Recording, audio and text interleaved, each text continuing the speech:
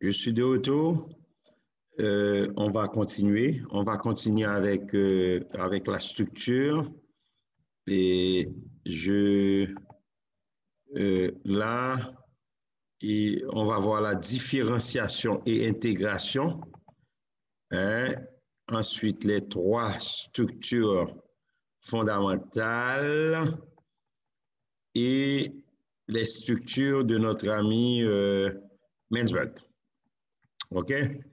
Et ensuite, chers amis, nous allons continuer avec la prise de décision. OK? Nous allons continuer avec la prise de décision. D'accord? Voyons les déterminants de la structure. Les déterminants. Regardons ensemble. Excusez-moi, la différenciation et intégration. Et vous vous souvenez, je suis sûr que vous allez vous en rappeler, lorsqu'on a vu les concepts, on a vu intégration. Intégration, je vous avais dit qu'une entreprise peut intégrer une autre entreprise. Hein, c'est l'intégration, c'est une stratégie qui ressemble un peu, par exemple, à la fusion. Hein? Et lorsqu'on intègre une entreprise, là, je peux décider d'intégrer une entreprise qui opère dans la même branche que moi. Mais là, lorsque je vous parle d'intégration ici et différenciation, c'est pas la même chose là. C'est pas la même chose. C'est différenciation, intégration, c'est vraiment pas la même chose parce que ici, c'est nous allons voir ça ensemble. Ici, avant d'aller plus loin, et lorsqu'on parle de différenciation, c'est nous avons des structures dans une structure, il y a les éléments qui sont différenciés et nous devons les intégrer. Et c'est pour cette raison qu'on parle de différenciation et intégration. Mais avant d'aller plus loin, c'est le petit document que je vous présente ici, là. C'est en anglais, mais vous allez voir exactement la même chose. Hein? Là, c'est une organisation fonctionnelle. C'est une organisation fonctionnelle avec finance, recherche et développement, marketing. On parle du personnel. Et là, vous ne pouvez pas voir l'écran. Et c'est ça. Et là, hein, et vous pouvez voir ça maintenant. Ça, c'est l'organisation, comme je vous dis, fonctionnelle. OK? Vous avez un président ou un PDG. Ensuite, vous avez la finance, recherche et développement, le marketing, le personnel. OK? Et là, le président, en termes de, vous n'avez pas la production parce que c'est géré par là-haut, par le président. Et là, vous allez avoir... tu as une question. Vous allez avoir la division, une première division, division 1 et division 2. Et excusez-moi, ça c'est au lieu de dire que c'est fonctionnel, c'est c'est conventionnel, c'est ce qu'on utilisait avant. Mais ce que vous pouvez constater, le président, là, a le contrôle à la finance, recherche et développement, marketing personnel, et il a aussi le contrôle sur la production. OK?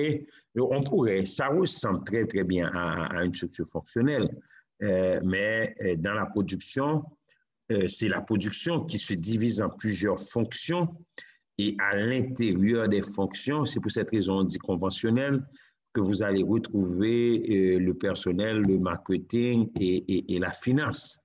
Et là, cette structure-là est un petit peu obsolète parce que là, ça veut dire que c'est une entreprise qui a ces fonctions-là à l'intérieur de leur division. C'est comme une structure, une combinaison de divisionnel et de fonctionnel. C'est comme là, on a une structure un peu matricielle, vous voyez. Mais laissez-moi avancer et pour pouvoir, il y a une personne qui a une question, je pense que je vais vous donner l'opportunité de le faire. Ensuite, vous regardez différenciation et intégration. La différenciation, comme vous remarquez ici, je traduis pour vous, l'organisation est composée de plusieurs unités qui travaillent sur plusieurs tâches et utilisant plusieurs méthodes. C'est la différenciation. Et l'intégration, ce sont les unités qui sont différenciées, on les met ensemble pour que l'organisation puisse travailler en bonne coordination. C'est pour cette raison ici, on parle de différenciation et intégration. Différenciation, il y a le travail est divisé, il y a spécialisation, les tâches sont différentes et ce qu'on fait, on a le processus qui les différencie en plusieurs, ce qu'on appelle plusieurs tâches. On essaie de les mettre ensemble. Ensuite, l'intégration, c'est la coordination. C'est cette procédure par laquelle les parties de l'organisation, on met tout ça ensemble pour pouvoir mettre en place ce qu'on appelle la mission de l'organisation. Ensuite, il y a l'autorité, on parle de délégation. Hein, c'est le pouvoir légitime de prendre des décisions, le pouvoir légitime de dire aux autres quoi faire. Ça, c'est l'autorité. Hein, on a vu ça, c'est le droit de commander, la délégation. Hein, et on donne des tâches, la responsabilité, et l'autorité, etc. OK? Donc, tout ça, je vous demande de lire tout ça vous-même. Maintenant, voici ce qu'on appelle la structure divisionnelle. OK? Ça, c'est vraiment la structure divisionnelle. La structure divisionnelle, on a le CIO, qui est le chairman, qui est le PDG, et on a plusieurs divisions. Division A, division B, division C, division D. Et chaque division, à l'intérieur de cette division-là, vous allez retrouver les fonctions, opération, marketing, finance, et c'est la structure divisionnelle, la structure par ce qu'on appelle par division. D'accord? C'est à peu près ça. Est-ce qu'il y a, je veux écouter maintenant la question. Est-ce qu'il y a une question? Est-ce qu'il y a une question? Oui, monsieur, j'ai une question, mais ça concerne plutôt séance passée, mais je vois qu'on a revu quelques termes. Donc, je vous pose la question. Oui, mademoiselle. OK. Alors, je faisais une lecture, mais je suis un peu confuse entre l'intégration et la croissance. Est-ce qu'il n'y a pas vraiment un lien entre la croissance et l'intégration, surtout pour la croissance verticale? Est-ce qu'on ne peut pas les associer avec l'intégration plutôt verticale également? Regardez, l'intégration peut nous amener à une croissance. Oui. OK? Mais il y a une stratégie qui s'appelle la croissance organique. C'est lorsque l'entreprise utilise ses ressources internes pour pouvoir grandir, pour pouvoir croître. Ça va? Oui, ça va. OK, c'est la Mais croissance. concernant la croissance verticale. La croissance verticale, c'est aussi une croissance. Oui, je me souviens qu'on avait pris l'exemple de l'entreprise qui fabrique un stylo. Mettons, on peut considérer qu'une croissance verticale serait qu'elle rentre de la fabrication de l'encre. C'est ça? Oui, oui, oui, oui. Maintenant, est-ce que c'est pas, je trouve que c'est presque de la même manière que l'intégration verticale. Tu parles de l'intégration verticale et puis croissance? Verticale. Non, il n'y a pas de concept qui s'appelle croissance verticale, mademoiselle. Il y a l'intégration verticale qui est une croissance dans un certain sens, qui doit nécessairement amener vers une croissance. Mais il n'y a pas de concept qui s'appelle croissance verticale. Il y a l'intégration verticale.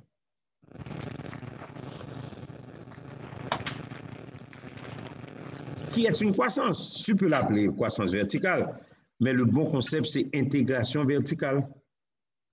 D'accord. D'accord. Est-ce qu'il y a d'autres questions? Ça va?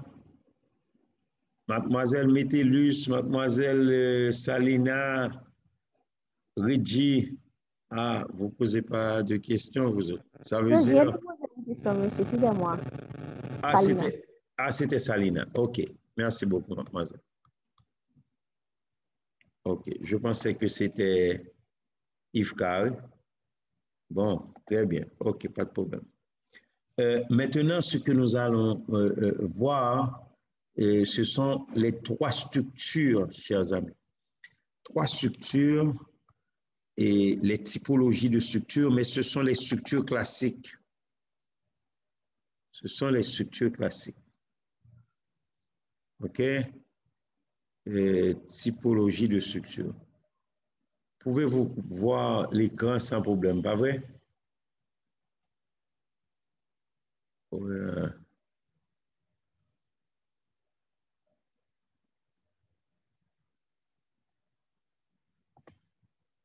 Est-ce qu'on est là?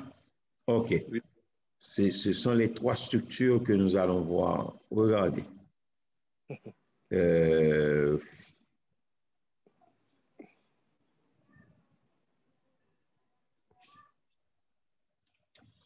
Les types de structures. Vous voyez les approches classiques, structure fonctionnelle, structure divisionnelle et structure matricielle. Et puis après, on verra les structures de Mendel, qui sont des structures, c'est pas beaucoup plus compliqué, qui sont venues après. OK? Et là, il faut voir quelqu'un comme Fayol. OK? Fayol nous a présenté ces structures. Si vous regardez dans les approches classiques, la structure fonctionnelle, ce sont les fonctions de l'organisation, c'est-à-dire marketing, production, GRH, etc. Et la structure divisionnelle, c'est plusieurs divisions.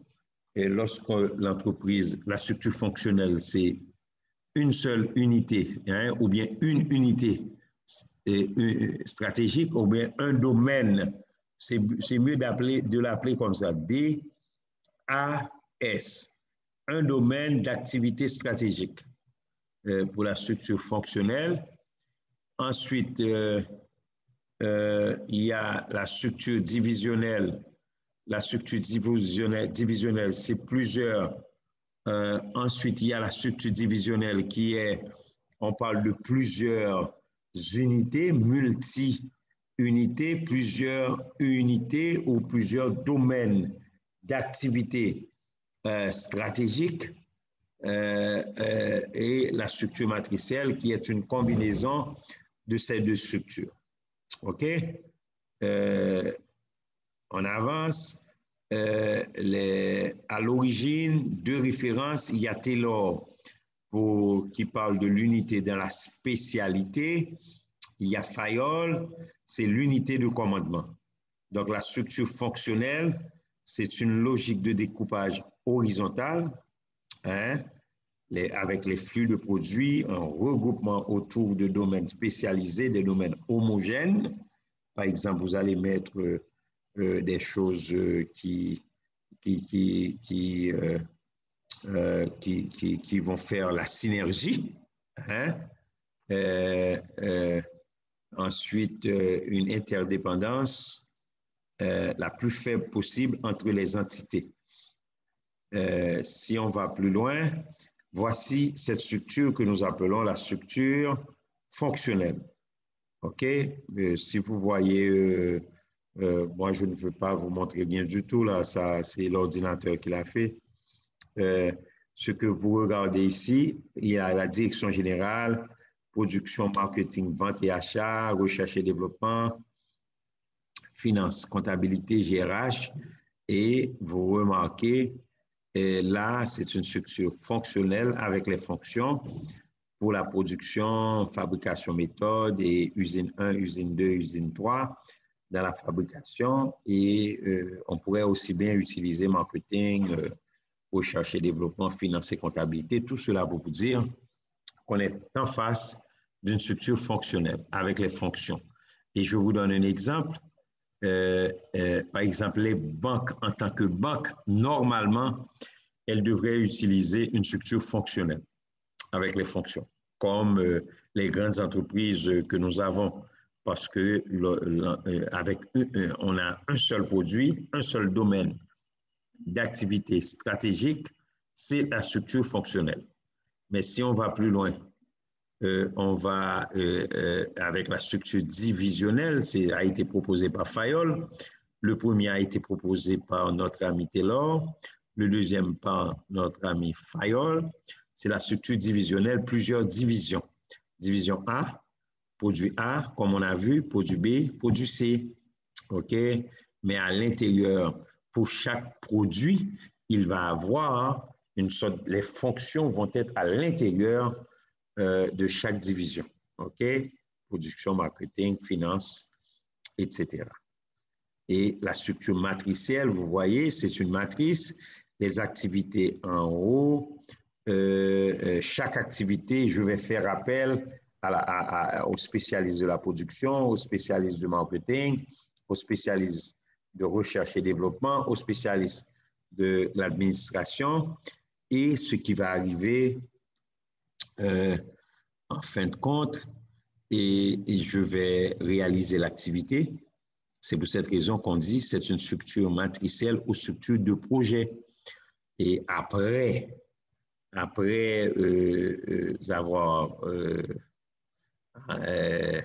que j'ai réalisé cette activité-là, ces gens-là vont retourner dans leur département respectif. OK? Donc, on peut dire, ce sont des gens qui, dans un certain sens, qui vont avoir deux superviseurs. Il y a le chef de projet lorsqu'on exécute le projet. Il y a le chef de projet et normalement, lorsque la personne retourne dans son département, il a les gens qui supervisent cette personne-là de façon régulière. Et c'est une structure qu'on utilise dans les hôpitaux. Par exemple, vous savez, pour faire une opération, c'est toute une organisation. C'est l'organisation matricielle. Ça pourrait être une activité. L'activité 1, ça veut dire le malade est arrivé, le chirurgien va venir, l'anesthésiste va venir, l'infirmière va venir, etc. Et ces gens-là vont performer sur le malade. Ils vont faire ce projet-là qui est cette opération-là. Et après, ils vont retourner dans leur département respectif. Donc, on parle de 3 structures classiques. Il y a la structure fonctionnelle, par exemple les banques en tant que banque. Il y a la structure divisionnelle, les banques en tant que groupe. Hein? Par exemple, je ne veux pas citer de nom maintenant, mais les groupes, s'ils ont plusieurs activités, et parce que ça va rester sur YouTube, etc. Mais ce n'est pas bon, je n'ai pas eu l'autorisation de citer le groupe, je ne vais pas le faire aussi. Et les groupes en tant que groupe. Et finalement, il y a la structure matricielle, qui est une structure qu'on peut utiliser dans les hôpitaux. Les ONG utilisent également cette structure. Par exemple, lorsqu'ils ont un projet, ils vont prendre des spécialistes dans leur organisation. Chaque spécialiste va venir pour réaliser le projet. Et après, ces spécialistes-là vont retourner dans leur département respectif. D'accord? Là, il y a, ce sont des éléments que nous avons déjà vus, les 5 composants de base. Maintenant, je crois que nous allons voir les 5 configurations d'organisation de Henry Mintzberg. On va, laissez-moi faire cette recherche pour vous. Les configurations de notre ami Mintzberg.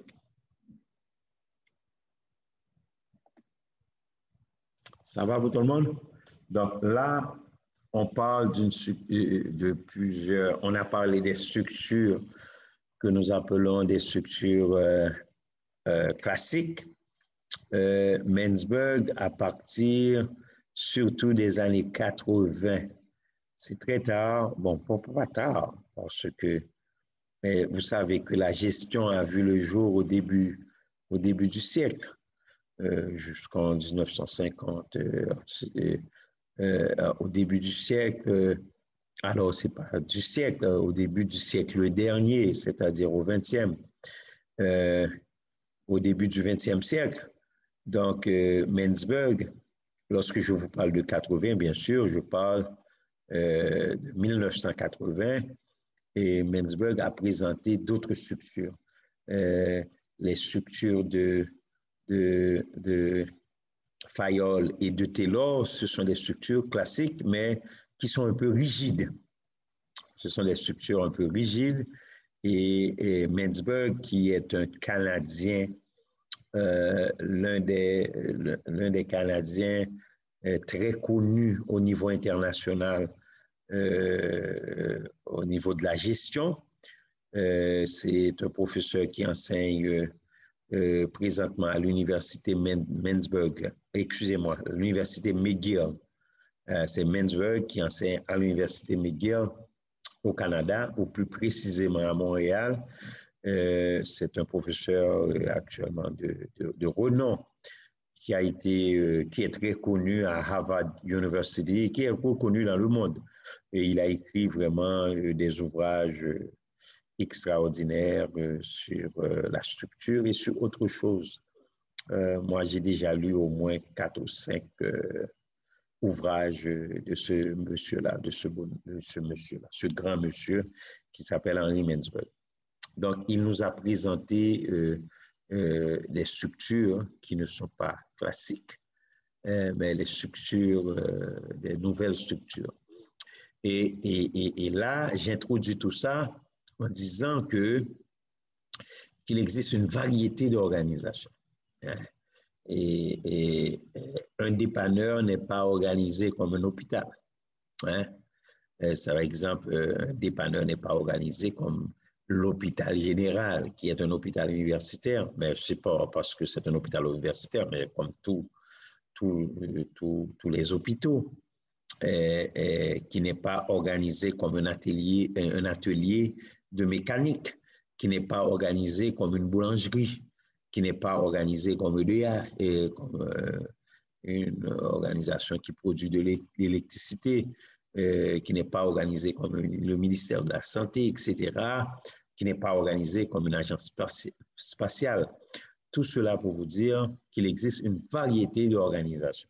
Et c'est l'environnement même qui permet à ces organisations-là de survivre, permet à ces organisations-là de vivre dans, d'exister. OK? Donc, etc., etc. OK? Mais parmi les structures que Mansberg a proposées, la structure simple. La structure simple. La structure simple, c'est la caractéristique de la plupart des PME. Les PME, je vous parle des petites et moyennes entreprises, elle est dominée par le sommet stratégique, par les hauts dirigeants. Par exemple, c'est une structure simple, il n'y a pas beaucoup de monde, il n'y a pas beaucoup de gens, et c'est une structure où habituellement il y a un propriétaire et le propriétaire fait exactement, fait tout. Hein? Et le propriétaire a des employés, mais ce n'est pas beaucoup. Donc, ces propriétaires-là, ces hauts dirigeants-là, ces dirigeants centralisent les décisions de l'entreprise. Et ce sont eux autres qui coordonnent le travail de manière directe en dictant quoi faire aux employés. Donc là, on parle d'une structure qui est vraiment la structure simple. La structure simple. Ensuite, et la structure simple, c'est une structure qui s'adapte facilement aux conditions changeantes. Je m'explique. C'est parce que c'est une petite structure, on peut faire ce qu'on veut là. Parce que la structure est simple, on peut apporter des changements rapides. Hein, si on voit qu'il y a des choses qui ne fonctionnent pas, on peut le faire très rapidement. Hein, parce que la structure est une structure simple. OK? Dans la structure simple, la technostructure est inexistante. Vous connaissez la technostructure et c'est lorsqu'on parle du sommet stratégique, la ligne hiérarchique, le centre opérationnel, hein, on parle de la technostructure, on parle des fonctionnels ou des appuis logistiques. Ce sont les parties de base de l'organisation. La technostructure est inexistante dans une structure simple. C'est une forme structurelle qui est dominée par les relations informelles. OK? Dans une structure simple, si quelqu'un est en train de vous expliquer quelque chose, il vous dit que ce monsieur-là, il a mis tout le monde en dessous de lui. Ça veut dire qu'on est en train de parler d'une structure qui est simple. OK? Ensuite, il y a la bureaucratie mécaniste. Vous voyez, bureaucratie, qui est un type d'organisation qu'on a vu dans la première session, qui est caractérisée par une hiérarchie claire de l'autorité. Donc, bureaucratie, il y a beaucoup de règles, de procédures, et puis mécanisme. C'est une configuration qui est caractérisée par une hiérarchie, et là, ce qui est important dans cette structure, puisqu'on parle de hiérarchie, on parle de pouvoir, et c'est pour cette raison, c'est l'obsession, on dit que c'est l'obsession du pouvoir, l'obsession du contrôle, ou le pouvoir, le contrôle. Et si quelqu'un vous explique quelque chose et en vous disant qu'il contrôle tout, il contrôle ce qui se passe ici, il contrôle ce qui se passe là, il contrôle les employés, il contrôle là, on est en train de parler d'une bureaucratie mécaniste. Ensuite, il y a la bureaucratie professionnelle. C'est ici, on parle de l'obsession même de la compétence. Dans une bureaucratie professionnelle, c'est une configuration où l'on retrouve les spécialistes, les cabinets de comptables, les avocats, les architectes. Hein, ce sont des experts, ceux et celles qui forment le centre opérationnel.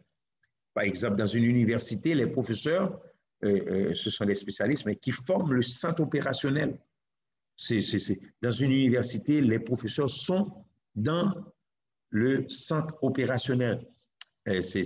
Mais ils ont des spécialités. On parle d'une bureaucratie, hein, mais c'est plutôt d'une bureaucratie vraiment professionnelle. D'accord? La bureaucratie professionnelle est dominée par la compétence. Ensuite, la structure en division, c'est la configuration structurelle qui caractérise la plupart des grands conglomérats. Hein, ça veut dire il y a des divisions. C'est la même chose que la structure divisionnelle. OK? Ensuite, il y a la docratie. La docratie, c'est une structure qui est caractérisée, qui caractérise ou bien qui caractérise la plupart des entreprises innovatrices. Par exemple, si on veut organiser un festival de jazz, le carnaval, là, c'est une adocratie parce qu'il n'y a pas vraiment de règles. Tout le monde est en train de faire quelque chose, mais à la fin, on regarde le produit fini. Et dans cette forme très particulière, les services de support jouent un rôle central. Par exemple, les musiciens, les gens qui vont les appuyer, ça veut dire les gens qui vont transporter la musique et les instruments, etc. Ce sont les peintres, ce sont ces gens-là que vous allez retrouver. D'accord? Ensuite, selon Mansberg, il y a des formes d'organisation. Mansberg nous parle de certaines formes d'organisation qui conviennent à certains types d'environnement. D'où la théorie de la contingence. OK? Mansberg, c'est quelqu'un qui était très... c'est l'un des pères de la théorie de la contingence. Hein? Selon Mansberg, il y a certaines formes d'organisation qui conviennent à certains types d'environnement. OK? Il nous dit que la structure simple est adaptée à un environnement simple, c'est-à-dire compréhensible hein, par une personne, mais dynamique, ce qui rend la standardisation des processus moins pertinente. La bureaucratie décompose le travail. N'oubliez surtout pas qu'il y a le pouvoir dans une bureaucratie, la structure en division, que des gens appellent structure divisionnelle, mais ça va être très difficile de trouver divisionnel en français. Il y a divisionnaire, mais divisionnel, mais on peut le dire en gestion, structure divisionnelle ou structure en division. C'est là où il y a des environnements simples, mais multiples, parce qu'il y a cette rigidité-là. C'est rigide. OK? La bureaucratie professionnelle, c'est dans les environnements complexes. Par exemple, dans un hôpital, dans une université, on va retrouver la bureaucratie professionnelle. OK? Donc, Mansberg a fait beaucoup de comparaisons entre plusieurs de ces structures que je vous demande de regarder vous-même. Je vais vous envoyer également les notes avec l'enregistrement que nous avons fait aujourd'hui. OK? Là, c'est du bon français que je vous demande de regarder vous-même. Avez-vous des questions?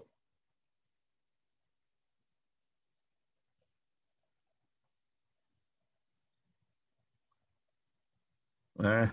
Il n'y a pas de questions. Je vous demande d'encourager vos amis. Pour la semaine prochaine, on pourra faire la même chose parce qu'il ne nous reste, chers amis, il ne nous reste, laissez-moi vous montrer ce qu'il nous reste à voir pour terminer le cours. OK? Laissez-moi vous montrer ce qu'il nous reste à voir pour terminer le cours. Il y a la prise de décision. Hein? OK, vas-y, vas-y. Vas-y, Kevin. Vas-y, il ne nous reste que 2 minutes. Bon, il y a quelqu'un qui voulait parler là, mais il ne nous reste que la prise de décision et la politique et la stratégie. Ensuite, c'est la mission, la gouvernance. Il ne nous reste que 3 cours. OK? À la rigueur, on pourra faire ça dans 2 cours, mais il ne nous reste que 3 cours.